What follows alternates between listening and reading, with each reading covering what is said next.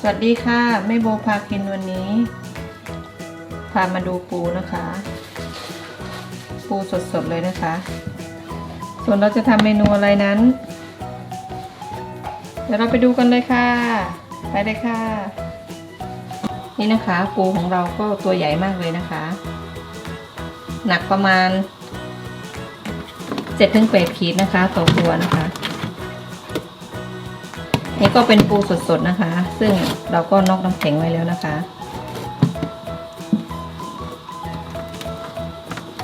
วันนี้เราจะมาทำเมนูปูนึ่งกันนะคะขั้นตอนแรกเราล้างปูให้สะอาดนะคะ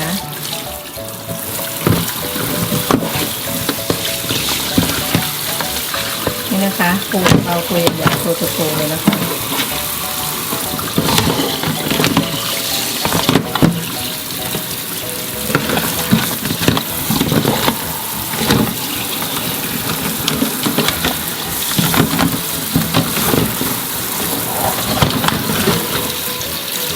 เราทำความสะอาดเรียบร้อยแล้วต่อไปเรามานึ่งกันเลยนะคะเดี๋ยวเรามาใส่ปูลงนึ่งเลยนะคะ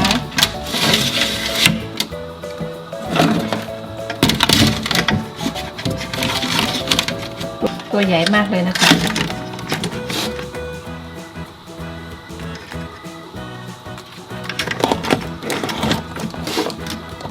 เดี๋ยวเราไปนึ่งกันเลยค่ะนี่นะคะปูของเรานะคะแล้วเรามาปิดฝานึ่งกันเลยค่ะเดี๋ยวเรามาดูปูพร้อมๆกันเลยนะคะว้าวนี่นะคะปูหนึ่งของเรานะคะสีสันสวยงามมากเลยนะคะตอนนี้ปูของเราก็สุกแล้วนะคะเดี๋ยวเราไปทำน้ำจิ้มกันเลยค่ะต่อไปเราจะมาตำน้ำจิ้มซีฟู้ดกันเลยนะคะใส่กระเทียมค่ะพริกขี้หนูสวนนะคะใส่ลงไปค่ะ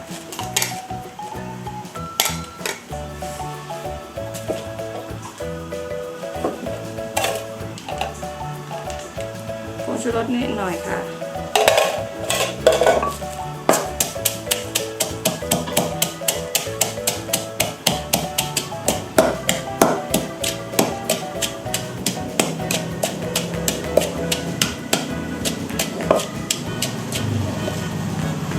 ไปเรามาปรุงรสกันเลยนะคะ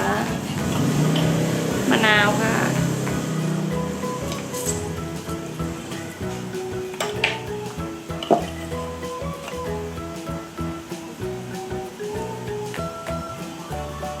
ใส่มะนาวประมาณ2 ลูกนะคะ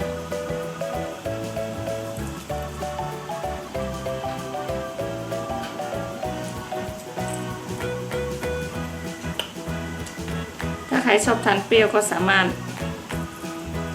เพิ่มจำนวนมะนาวได้นะคะไปแม่โบใช้เป็นน้ำตาลโตนดนะคะ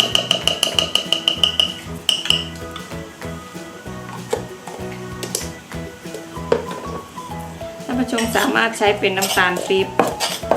หรือน้ำตาลทรายก็ได้นะคะ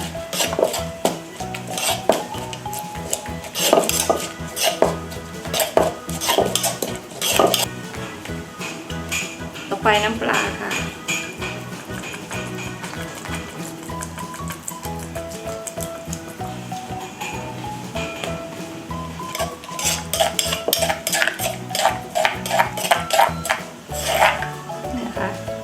น่าทานมากเลยนะคะ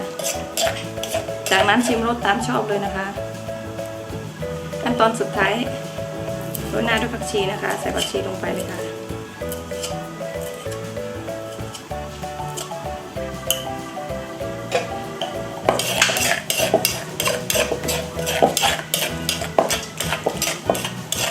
เรียบร้อยค่ะน้ำจิ้มซีฟู้ดของเราค่ะ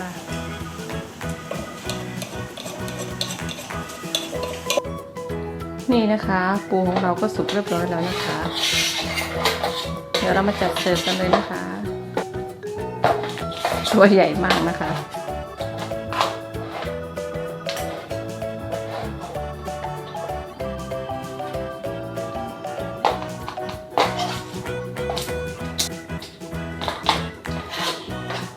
น นี่นะคะปูตัวโตๆนะคะเสิร์ฟคู่กับน้ำจิ้มซีฟู้ดรสเด็ดของเรานะคะสำหรับคลิปนี้แม่โบก็ขอตัวลาไปก่อนนะคะอย่าลืมกดไลค์กดแชร์กด Subscribe ให้ช่องแม่โบพากินด้วยนะคะสำหรับคลิปนี้สวัสดีค่ะ